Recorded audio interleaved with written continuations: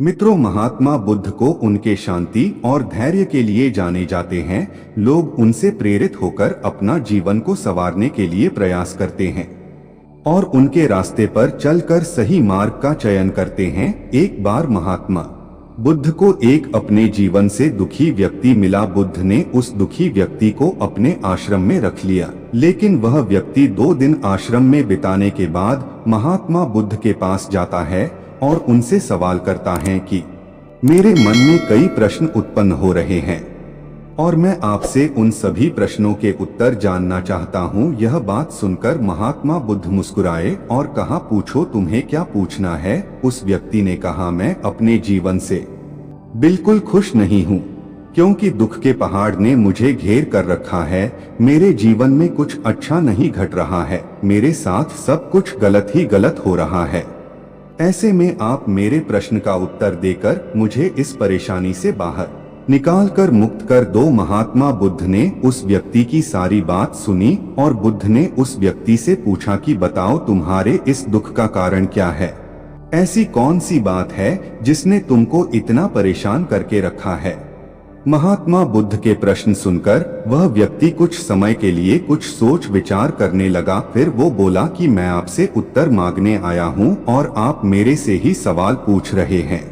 इसके बाद बुद्ध ने कहा, हर इंसान को उसके दुख का कारण पता होता है।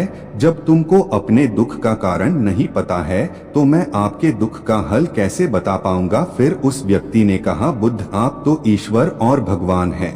सब कहते हैं आपको सबके बारे में पता होता है और आप सबके परेशानी का कारण जानते हैं। उस व्यक्ति की बात सुनकर बुद्ध ने कहा, तुम्हारी ये सोच गलत है। तुम ये सोच रहे हो कि कोई आएगा और तुम्हें तुम्हारी सारी परेशानियों से छुटकारा दिलवाएगा। सोच गलत है, क्योंकि तुम्हारे अलावा ऐसा कोई नहीं है जो तुम्हारी सहायता कर सकता है। तुम्हें लगता है अगर मैं बुद्धत्व को प्राप्त कर चुका हूँ तो मैं तुम्हारे सभी परेशानियों को हल कर सकता हूँ, लेकिन मैं तुमको बता दूं, तुम गलत हो, क्योंकि मैं भी तुम्हारी तरह ही हूँ। बस फर्क इतना है कि मैं इन सभी चीजों से दूर हूँ और जिस दिन तुम्हारे अंदर से सारी उलझनें समाप्त हो जाएंगी तो उस दिन से तुम्हें भी किसी भी बुद्ध के पास जाने की जरूरत नहीं पड़ेगी। फिर बुद्ध ने उस व्यक्ति से एक और सवाल पूछे, क्या तुमने कोई फूल देखा है। यह सुनकर उस व्यक्ति ने कहा, यह कैसा सवाल है, फूल तो सभी व्यक्ति ने देखा है। इस पर बुद्ध ने कहा, क्योंकि फूल सवेरे एक कली होता है, दिन में खिलकर वह फूल बनता है और फिर रात में मुरझा जाता है। इसलिए अगर फूल यही सोचे कि रात को वह मुरझा ही जाएगा तो वह खिले ही क्यों।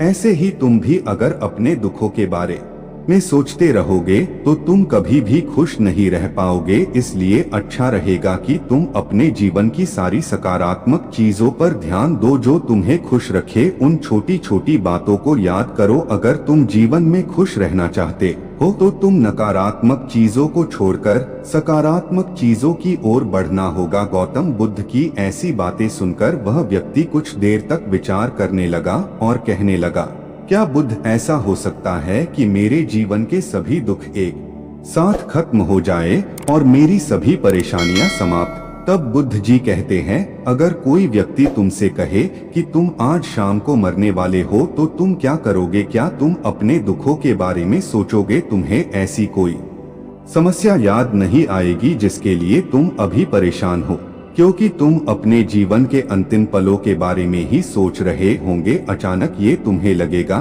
कि मृत्यु के आगे ये सब तो व्यर्थ है, क्योंकि जीवन में इससे बड़ा सत्य है ही नहीं। उस आदमी ने महात्मा बुद्ध को बीच में टोकते हुए कहा, आप क्या चाहते हो कि मैं दिन भर यही सोचता रहूं कि मैं मरने वाला हूं, और क्या ऐसा करने से मेरी समस्या का अंत हो जाएगा। तब बुद्ध ने कहा, नहीं, तुम ऐसा बिल्कुल मत सोचो। तुम्हें सिर्फ ये सोचना है कि तुम जब तक दुनिया में रहोगे तब तक खुश होकर रहोगे, क्योंकि जब तक तुम्हारा मन नियंत्रित नहीं होगा तो तुम्हारी इच्छाएं बढ़ेंगी। बस तुम अपनी इच्छाओं पर काबू पा लो, तुम सफल जरूर होंगे। महात्मा बुद्ध की ये बात सुनकर वह व्यक्ति फिर बोला कि मुझे ये बताइए, मन तो चंचल होता है, अतः इस पर काबू मैं कैसे पाऊं। यह सुनकर बुद्ध जी बोले, पहले तो तुम्हें खुशी और दुख में अंतर समझना होगा। खुशी के समय ज्यादा खुश न हो और वही दुख के समय ज्यादा दुखी न हो। अभ्यास के द्वारा अगर ये पता करने की कोशिश करोगे तो यही जानोगे कि तुम्हारी इच्छाएं ही वो होती है जो तुम्हारे दुखों का कारण बनती है। जीवन में जितनी इच्छाओं के पीछे भागोगे उतना ही दुख तुम्हें घेरेगा, क्योंकि जब इंसान की इच्छाएं पूरी न हो तो तब वह दुखी होता है। इसलिए इन पर काबू पाना सीखो। ये सब कहने के बाद गौतम बुद्ध ने उस व्यक्ति से एक और बात कही। उन्होंने कहा, चलो मैं तुम्हें एक ऐसी बात बताता हूँ जिसे जानने के बाद तुम्हारे सभी दुख खत्म हो जाएंगे। बुद्ध की बात सुनकर वह व्यक्ति बड़ा खुश हुआ और कहने लगा, कृपया आप मुझे वो उपाय बता दो। तब गौतम बुद्ध ने कहा, तुम 2 कागज और 1 कलम लेकर आश्रम के एक कोने पर बैठ जाना और किसी से बातें मत करना। तुम 1 कागज पर अपने दुख लिखना और 1 कागज पर अपने सुख लिखना, और हाँ, तुम बड़े आराम से लिखना क्योंकि तुम्हारे पास काफी समय है। यह सुनकर वह आदमी बुद्ध को प्रणाम करके वहां से चला गया। और कुछ दिन बीत गए और वह आदमी महात्मा बुद्ध के पास पुनः वापस पहुंचा। उसके हाथों में बहुत सारे कागज थे। फिर उसने बुद्ध से कहा कि मैंने सब लिख लिया है। महात्मा उसकी बात सुनकर मुस्कुराए।